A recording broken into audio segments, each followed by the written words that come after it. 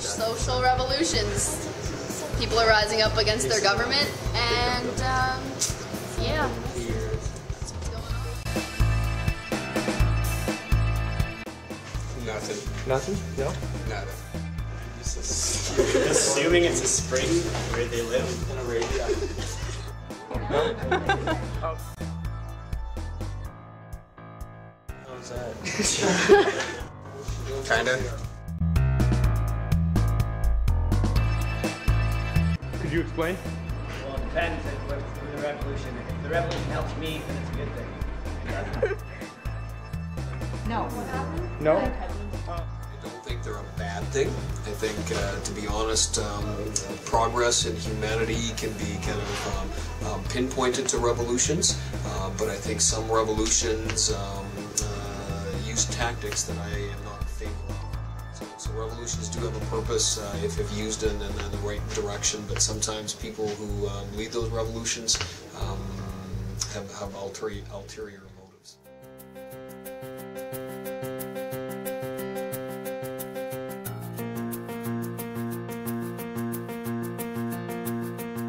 I would say it's stable.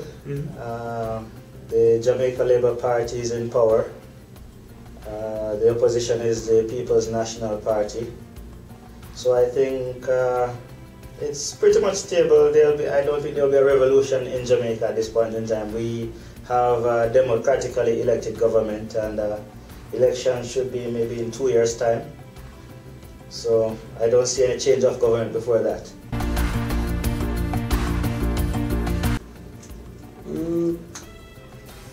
I don't think so, because nowadays, particularly the state I belong to, in my state, 100% literacy is there. Each and every villages have their own, I would say, not pavement, asphalt roads.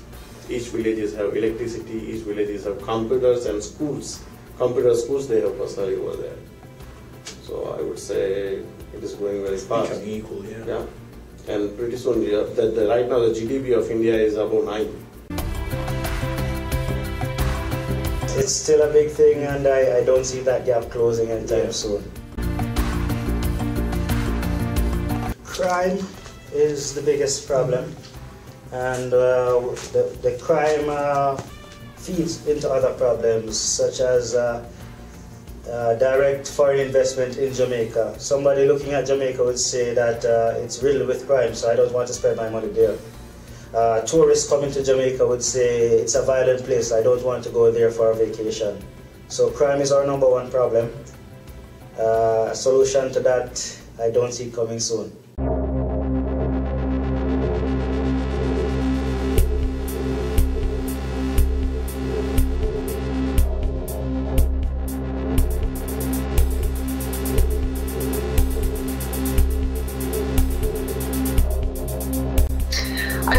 For an online newspaper and also a radio station. I do the news.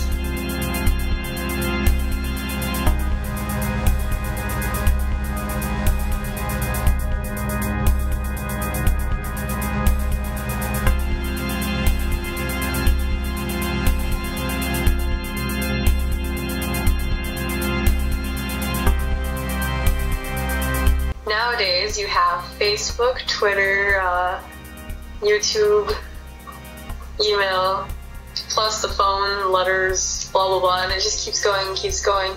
And so you can get a message out to the entire world from a first-hand experience of someone involved in a revolution in any of these countries that you named before, rather than in the past where it was always at least gone through one other person, like a reporter or a reporter who interviewed someone who was there, so then there's 2 people away. Yeah, so you get first-hand perspective at your fingertips nowadays, where you didn't get that before. Yeah, kind of. I don't really like Facebook personally. I think Twitter is one of the... I don't know. What was the question? Sorry. I would say absolutely yes. I would say that this has been coming for quite some time with the rise of computer technology, the rise of the TV, If you look at what Marshall McLuhan was saying in the 60s about TV, he essentially said that with the arrival of TV and news coverage, the propaganda battles and the real stage of war was occurring in that way. It was no longer a question of battlefields, it was really a question of winning the public's minds. I think today we've hit a whole new stage of that because we're able to connect on an international level instantaneously in a way that I don't think we've ever seen in the history of our species. And I think due to this, we're no longer able to merely sit by idly and watch other people suffer. And I think that kind of empathy on a worldwide scale means that when people decide to stand up and fight for their rights, they're not going to be doing it just with those in their immediate physical vicinity. They're going to be doing it potentially with the entire world watching. And I think the implications for governments and for other oppressive regimes are substantial. I don't think that you can merely oppress people anymore and expect to get away with it as long as you can control the sort of the voice of the people, because you can't anymore. The voice of the people has been completely freed up. So yeah, absolutely, I think that social media has played a role. I don't think it is the key. I think it's still people who make the change occur. So social media is the facilitator that I think our species has been waiting for so that we can finally reach our potential. And I think our potential is to be equal. Again, that's perspective. So maybe why in Western civilization have we seen more coverage of Egypt than other uprisings? Probably because Egypt, once one news organization covers something, every other news organization is in competition to cover the same thing better and more in depth. But I mean, every news outlet only has so many resources to throw at covering world events. So you only have, I don't know, in television you only have a half-hour newscasts, and in radio you only have 5-minute newscasts, and in a newspaper you only have a set amount of print. So you can't cover everything in depth. So you kind of got to choose the thing that will impact your readers the most. And Egypt had a little more impact, and I guess a little more prominence than other uprisings. Yes, it's surrounding a lot of Jamaica. We only have, you don't want to say Jamaica is a diverse place. Although we're poor, we still have enough money to buy phones, and our phones are still Blackberries with internet. So most of Jamaica is connected. So even though we're poor, we're still connected. Because the role of social media in this revolution is unquestionable. In Tunisia, it speaks to how we're living in a new day. I mean, really, there we can never go back. You know, we're so dependent on technology, which, in my opinion, that does a lot of bad for our society, a lot of negative. But on the flip side, you see instances like this, and things can happen now that, you know, the most powerful dictator can't control. There's one, I saw another activist saying a joke like, if Mubarak was asked how he would be killed, poison or assassination, he answered Facebook, right? Because that's really what took him from power is Facebook. Right. And the power of people to organize, and the government can't really touch it, and their only answer is, oh, they got to shut down the entire internet, right? But then you still got people using cell phones and landlines, and it's just, technology is to the point now where it's changing the political landscape of the entire world. You know, this wasn't like, you know, Japan or the United States or South Korea or London, where it's like a country that you would associate with being super high tech and linked in. I mean, this is a place that you ask most Americans on the street about Egypt, and they just think the pyramids, and they think, you know, an ancient society.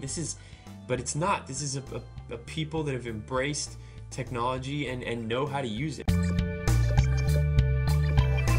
Media coverage has not stopped since the fall of Mubarak.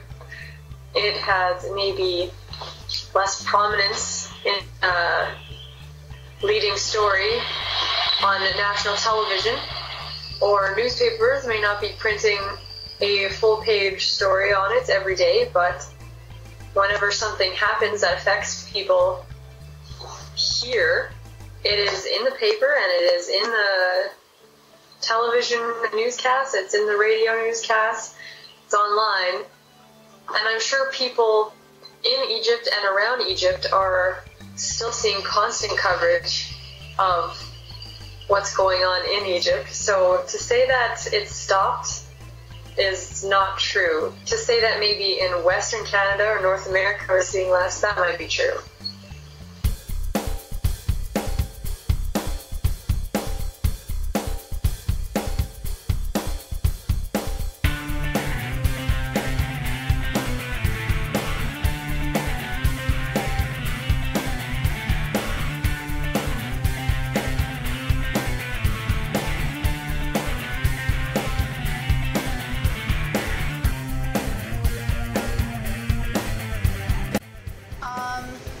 No, just because they're happening now, it's still a revolution.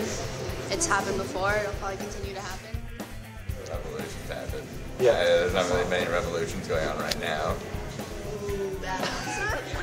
The fundamental things that get revolutions started are the same, but I think with the technology that we have today, certainly has had an impact. And YouTube and Facebook and things like that are case in point. Cell phones are case in point.